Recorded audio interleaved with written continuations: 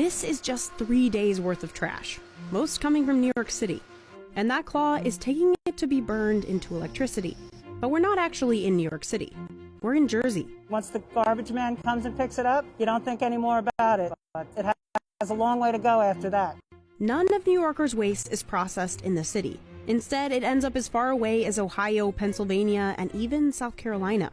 So getting trash from here to here takes thousands of workers, trucks, trains, cranes, and even barges, operating nonstop to ship waste across the East Coast. Rain, snow, hail, storm, there's no stopping us.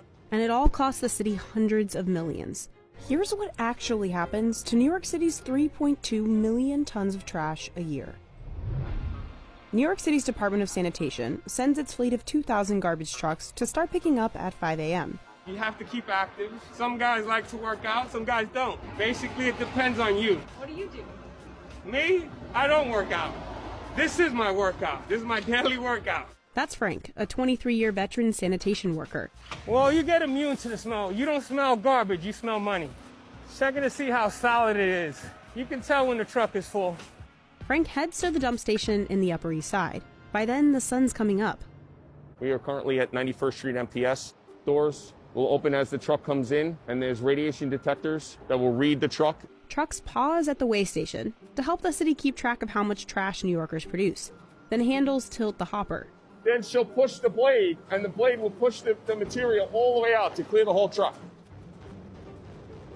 It's roughly 450 to 600 tons a day. Tractors move the trash into the containers beneath the ground. It's sort of a dance. One FDL will clear the wall, and one FDL will load containers. Getting the material containerized as quickly as possible and sealed keeps that smell down. A stamper then packs in the garbage. Mattresses are used like a sponge to sop up anything left over. When we have garbage on the floor, it'll take anywhere from 10 to 15 minutes to load a container. Once the Department of Sanitation seals a container and slides it out to the dock, responsibility then goes to Covanta. The waste-to-energy company handles 2 marine transfer stations in the city. Containers are picked up by the crane and put on the barge. 48 containers go on the barge. Every one of these containers represents a truckload that we have taken off of the city streets and out of the tunnels, reducing carbon emissions and reducing congestion and wear and tear on the city's infrastructure. A tug attaches to the loaded trash barge. Tug Captain Jason Harris is now in charge. He gets the go-ahead for a 9:30 a.m. departure.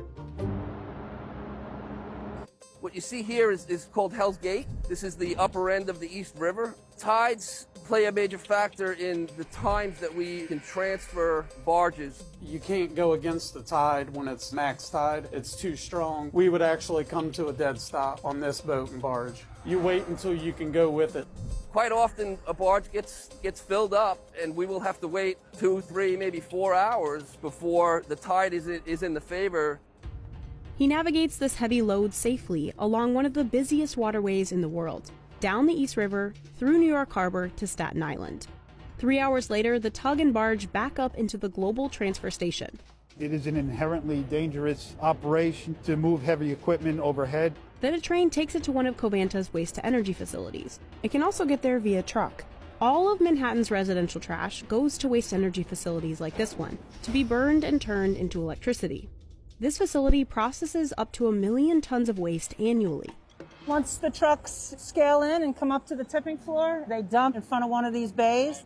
Tractors push the trash into a massive storage pit, 93 feet deep and 270 feet long. Between 8,000 and 9,000 tons are in the refuse pit. It's about 3 to 4 days worth of trash.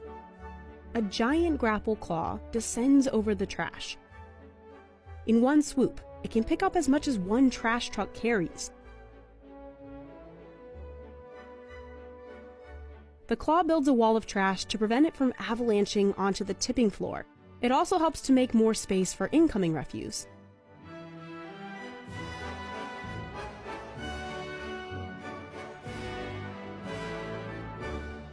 You look at garbage a very different way since I've been working here. We create a lot of garbage as a population.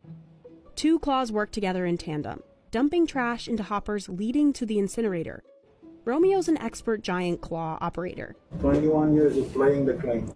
There is no shortage of fuel for our boilers. Toy Story is the first thing everyone thinks of. Disney actually got inspiration for the Toy Story 3 incinerator sequence from a Covanta plant. The incinerators burn the trash at 2,000 degrees Fahrenheit. It takes 1 to 2 hours to burn an entire hopper load.